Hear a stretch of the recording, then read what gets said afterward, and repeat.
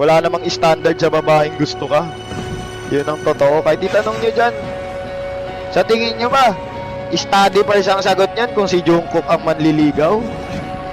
Hindi.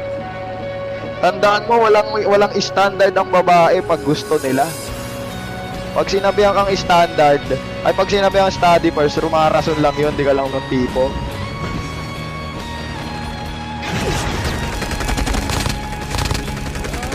Tandaan mo pre, nung naka-baby bra pa yung mga nung high school sila, grade 7, asawa na tingin nila kila B, kila Jungkook, kila Taeyong.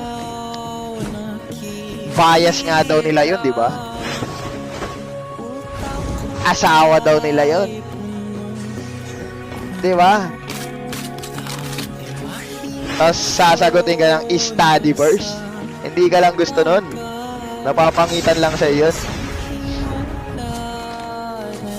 At least pag nireel to kayo ng study first, aalagaan nyo na sarili nyo.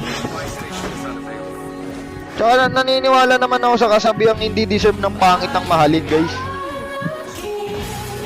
Kasi sarili mo, di mo maalagaan. Paano mo paalagaan yung iba? Di ba? Di mo nga maalagaan yung sarili mo eh.